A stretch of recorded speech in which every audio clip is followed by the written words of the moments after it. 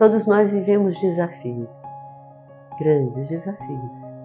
E a passagem, a travessia por esses desafios vai depender muito do nosso preparo. Mas algumas coisas a gente tem menos preparo do que para outras. Então, assim, o grande desafio, o maior desafio que eu vivi nessa vida foi o luto de um filho. Eu sou mãe de 9 filhos, aos 30 anos eu já era mãe de 9 filhos, eu perdi 2 ainda no ventre, mas eu criei 7 filhos. E foi uma experiência, a experiência mais bonita que eu tive na minha vida, com certeza, foi a da maternidade. E eu sempre dizia assim, meu Deus, eu vou receber todos que o Senhor me mandar. Do lado de cá, e desse lado, e do lado de lá também. Mas não foi assim que aconteceu.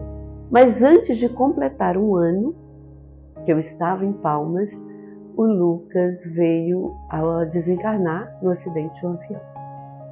E eu confesso que essa experiência, além de ser muito nova, era muito forte.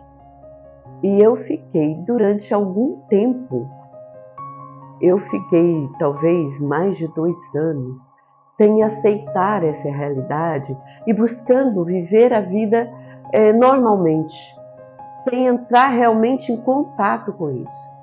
Uma decisão que eu tomei é que eu iria fazer aquele combinado, porque ele queria fazer muitos projetos em 2021.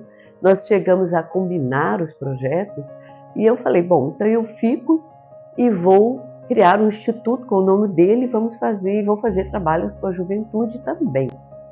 Então, e eu fiquei esses 2 anos criando essa possibilidade. Fiquei na gestão pública, tive a oportunidade de voltar para a gestão pública e fiquei, né, mas assim, muito envolvida ainda nessa falta, porque não era uma falta só dele, era uma falta da família inteira, porque eu fiquei próxima da minha neta, que era filha dele, mas fiquei distante dos outros filhos. Então, eu confesso que foi uma experiência muito forte. E passado esse tempo todo, agora já se fazem 4 anos, tem uma consciência que agregou muito nisso. Foi a consciência da Cissa Guimarães, que também teve o desencarne do seu filho aos 19 anos. E quando isso aconteceu, eu fiquei muito impactada. E de certa forma eu achava assim que a Cissa passava uma mensagem muito interessante, assim, de muita força. E a consciência dela trouxe isso para mim. Ela, numa entrevista, fala assim, eu sou uma mãe que tem um coração amputado. Eu acho que eu também sou. Mas eu tenho a consciência de, assim como eu, como todos nós, como os que já foram, como o Lucas, todos nós somos seres infinitos e vamos ter oportunidades de estar em várias dimensões. Então essa clareza foi fazendo com que eu tivesse mais aceitação. Eu começo a perceber que eu posso contribuir para todas as mães enlutadas, para todas as mães que ainda não aceitaram essa partida, essa despedida, que é uma despedida, né, que não é muito fácil, mas para todas elas trazer um pouco dessa consciência de ser infinito, essa consciência de possibilidades, essa consciência de escolhas, que nós temos escolhas, inclusive, de quanto tempo a gente vai ficar aqui. Foi essa experiência que trouxe para mim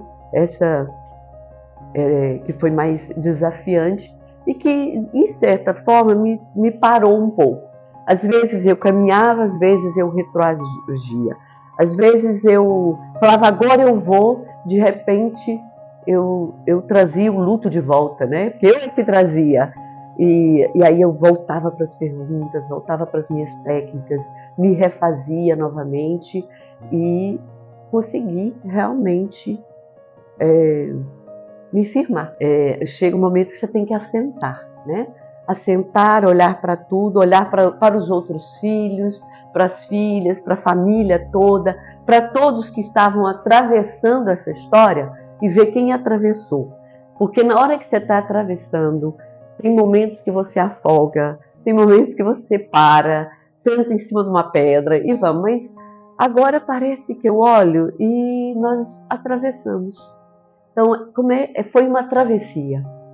E do outro lado, eu consigo hoje perceber que nós todos atravessamos. Alguns ainda traz um pouco de bagagem aí dessa experiência que não quer soltar, mas o melhor é soltar, olharmos um para os outros, né? E percebermos que aquele ser infinito tão caro ao nosso coração, que é o Lucas, esse irmão, esse primo, esse tio, esse pai, esse filho, ele é um ser infinito que também atravessou e que está bem, e que está nos ensinando.